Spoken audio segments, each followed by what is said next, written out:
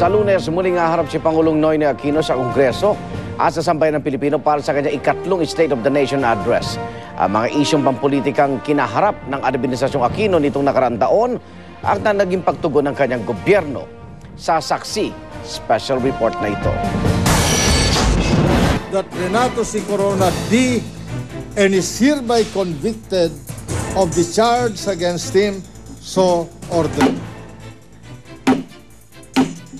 Ang makasaysayang impeachment trial at kalaunay pagpapatalsik sa pwesto sa kauna-unahang pagkakataon sa pinakamataas na opisyal ng hudikatura, si dating Chief Justice Renato Corona.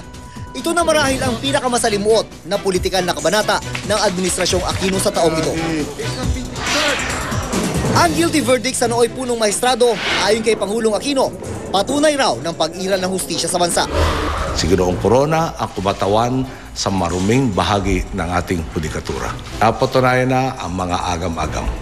Pagdating kay Ginang Arroyo, handa si Ginoong Corona na ikiling ang timbangan ng hustisya. Hindi po natin siya pinipersonal. Ang hangad natin ay ayusin ang sistema. Kung talagang malakas yung inyong kaso na isinampa sa akin, bakit kayo kailangan mag-imbento ng ebidensya? Sagutin po ninyo yan sa taong bayan. Bakit kailangan mag-black propaganda?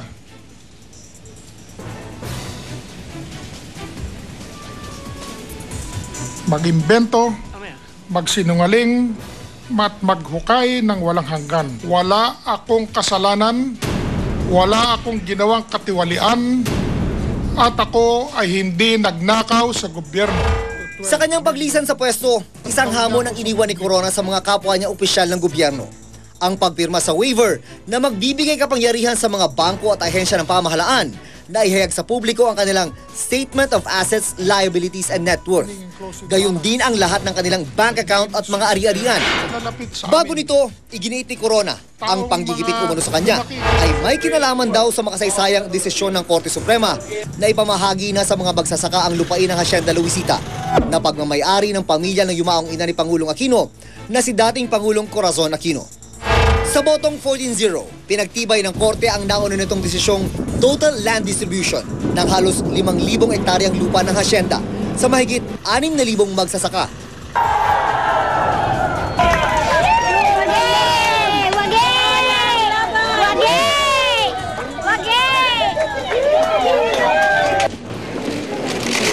Giit ng Administrasyong Aquino, wala raw kinalaman ang pagpapatalsik sa punong maestrado sa usapin ng Hacienda Luisita. Pero malaki daw ang pamumuno ni Corona sa Korte Suprema sa pagpapanagot ng gobyerno sa umano'y katiwalian ng nakaraang Administrasyong Arroyo.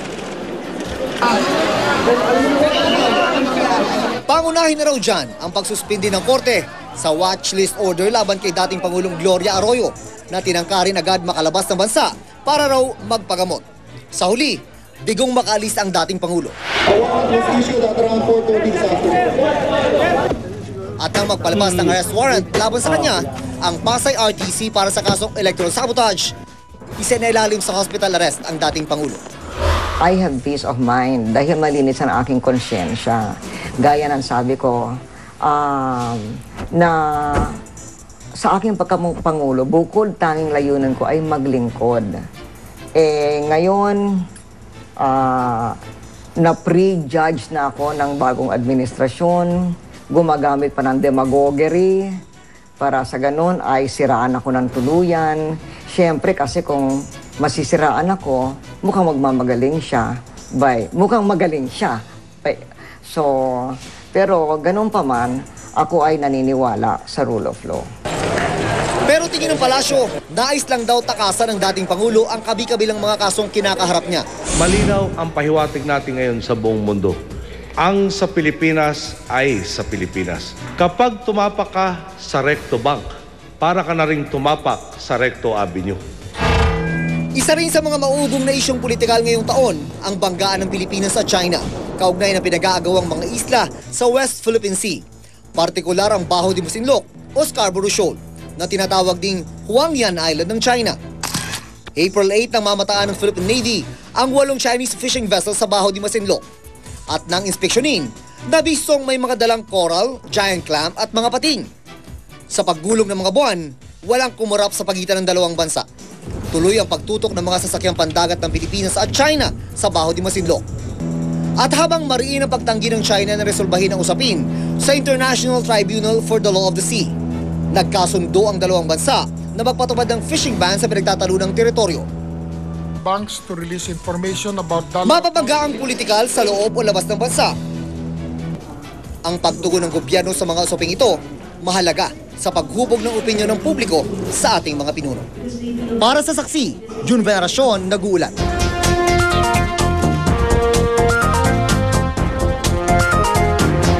At sa Barangay Saksi, pinulsuhan namin ang mga ordinaryong Pilipino sa kung ano ang gusto nilang marinig sa ikatlong SONA ni Pangulong Aquino sa Lunes. Ang kanilang mga sagot sa report ng saksing si Claire Delfin.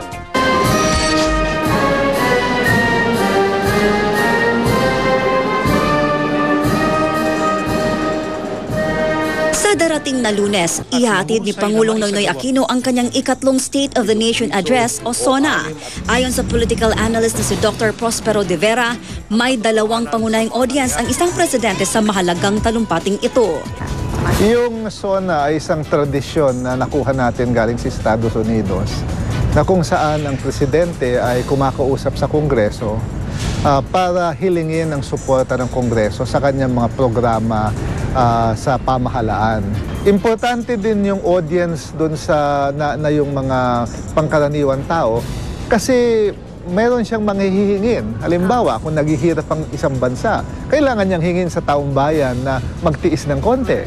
Kung ang kanyang kagustuhan ay mag-implement ng mga programa, kailangan ipaliwanag niya sa taong bayan ano itong mga programang to. Pero ang SONA ay hindi lamang maaaring tingnan mula sa punto de vista ng naghatid ng ulat sa lagay ng bansa. Ang talumpati rin kasing ito nakatutulong o nakasasama sa hinuulmang opinyon at tiwala ng publiko sa kanilang Pangulo. Nandito tayo ngayon sa Barangay Batasan Hills sa Quezon City. Nandito sa likod ko ang House of Representatives o ang Kamara kung saan ginagawa ng Pangulo ng Pilipinas ang kanyang State of the Nation Address o SONA taon-taon. Ngayon alamin natin kung ang mga tao ba sa palibot ng Kamara ay nakikinig o nakikialam sa SONA o kung naiintindihan ba nila kung ano ito. Siguro para malaman natin kung ano yung mga natupad niyang ginawa noong una niyang sinabi at itong darating na SONA, kung ano pa yung pwede niyang magawa. Sa pag-iikot naman namin sa isang palengke, pinulsuhan din namin ang ilang Pilipino. Ano ba talaga ang gusto nilang marinig sa SONA ni Pinoy? Sana, siyempre, pagbaba ng gasolina, di ba? Yun, dapat bumaba ang gasolina para naman bumaba yung mga bilihin natin para makaraos-aros tayo. Improvement ng yung ekonomiya natin, lalo na para syempre para makatulong sa mga jobless. Hindi lang po sa mga malalaking establishment ang kailangan o mga problema ng malalaking tao ang dapat solusyonan, kundi yung mga maliliit pa rin po na napapabayaan. Yung estado ng ating edukasyon, halimbawa, yun, lalo pa pong madagdagan ang magandang pasilidad ng ating paaralan. Si Mamang tricycle driver naman, sinabing sana raw ang SONA ay ihahatid sa wikang mauunawaan ng karamihan. Pag yung Tagalog, naiintindihan ko, kasi minsan, tulad nung nakaraan, puro Tagalog naman. Sa paraan man o sa sustansya ng talumpati, umaasa ang mga ordinaryong Pilipino na sa hulit-huli magbibigay daan ng SONA sa pagbuti ng antas ng kabuhayan ng mga simpleng mamamayan. Para sa Barangay Saksi, ako si Claire Delfin, nag-ulat. Sa Sports Saksi, nasa Pilipinas ngayon ang ilang NBA legend tulad din ni Scottie Pippen at Dennis Rodman. Bakar nila ang ilang dating PBA star players sa isang exhibition game. Bukas na po yan, darito ang report. Scottie Pippen, Dennis Rodman, Jason Williams. Ilan lamang sila sa mga NBA superstar na nasa bansa ngayon para sa isang exhibition game bukas. Ang makakaharap nila, ang powerhouse team ng dating PBA superstars sa kinabibilangan nina Jojo Lastimosa, Jericho Diniera at Vince Hizon. Sa kabila nito, aminado ang Pinoy Cagers at tila dehado sila sa kanilang laro bukas sa Mall of Asia Arena. Kaya naman sasamantalahin na lang daw nila ang bihirang pagkakataong ito para sariwain ang kanilang pagiging basketball player at fans ng NBA. Sabayan namin yung mga players niyan, sila Scottie Pippen. Ang totoo nga, di ba yung system namin ng Alaska is the same system na dinadala. So, gusto ko mag-usap kami, sabihin ko sa kanya, Scottie, you know what? We won 9 championships compared to your 6 surrounding the triangle. Bago niyan sa kanilang press conference kanina, sinagot ni Pippen ang pahayag ng kapwa manlalarong si Kobe Bryant na mas magaling daw ang kanyang 2012 USA Olympic team kumpara sa 1992 Dream Team ni na Pippen, Michael Jordan, Larry Bird at Magic Johnson. We would never know the answer to which is the best team, but if they bring home the gold, then we can start to debate it. It's going to be difficult because the rules are different, the referee is different, and things are also different. Pero bago pa uminit ang usapan, pinapurihan ni Rodman hindi lang ang Pilipinas, kundi maging mga Pilipinong manlalaro. It's always great to come to a great venue, a great city, a great atmosphere that people actually love the game of basketball. And you got some great players up here, and you got some great legends here in the Philippines. Para sa saksi, Ivan Mayrina nag-uulat.